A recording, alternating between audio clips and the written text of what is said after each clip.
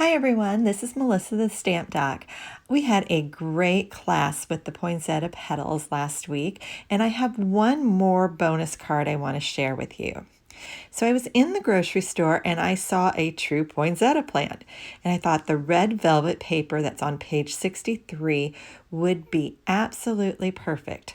So this is like a velvet paper, but the backing is paper. So it's easy to die cut, and I thought this would be perfect for using with those poinsettia dies that allow you to cut and also emboss. So I thought this would be a really neat look.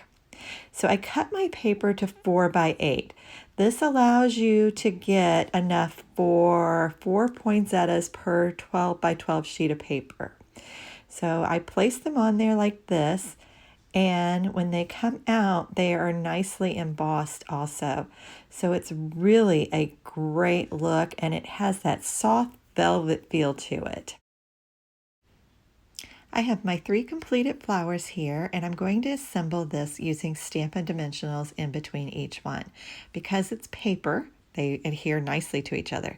So I used a regular dimensional to attach the middle one to the large one, and then a mini dimensional to attach the smallest one to the middle one. And I just offset those petals. And then I put a die cut gold center on that just to embellish it. So I'm going to set that aside, and then I want to get my card ready. So I will have all of these measurements for you. So if you miss them anywhere along the way, don't worry about it. Just go to my blog and you can get a PDF with all of the measurements. So after your card base, you also need some cardstock pieces, and you'll also need some designer series paper pieces. Now, again, like I said, all of these measurements will be on my blog. I also did a video 2 years ago on this type of card that's been very popular on Pinterest, so you can always check out those cards too. So I'm going to use my multi-purpose adhesive to put the designer series paper onto each one of those panels.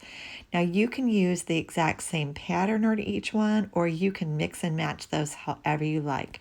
I am going to show you quite a few samples at the end of this video that just show you the different ways that I did that. But on this one, I'm just using small strips of that Poinsettia Petals Designer Series paper. I had just small pieces left over after our class, so this is a great project for that. You want to take a ruler and just put a very light pencil mark along the edge of your card base at 2 3/4. If you're doing different measurements, it's really just the midpoint on that card so that you can line up your middle panel. I'm putting 3 dimensionals on one side of the panel, and this is going to be my middle panel. Now, the 2 on the end are great, and then the other one you want about 1/3 of the way through.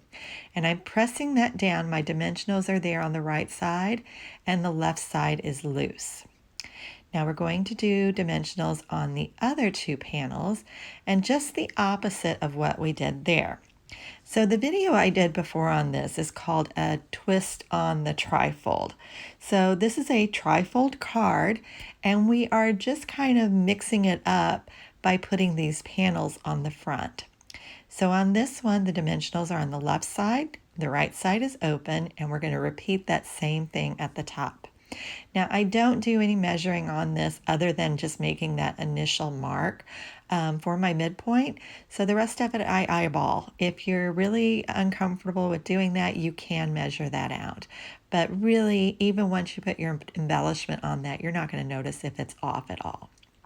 So you can see this is how that is going to open. But we definitely need something for the middle of that card. So I am using a real red ink pad, and I'm getting out my Poinsettia Petal stamp set. And I'm going to stamp it full strength. So there's one poinsettia image on there that I really like, and I'm going to stamp that full strength in the corner of my envelope. This is just a nice way to kind of intrigue the receiver of your card to see what's inside.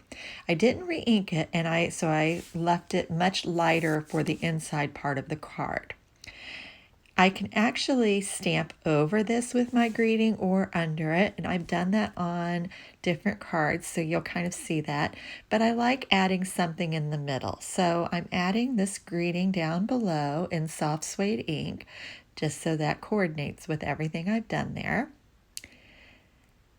And I'm also going to put a greeting on the outside. So I've got a very small piece of crumb cake cardstock and I'm stamping Happy Holidays, and that's my greeting for the outside.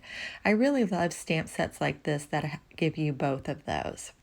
So I'm going to use my multi-purpose glue again, and this is for adhering that center piece to go inside the card.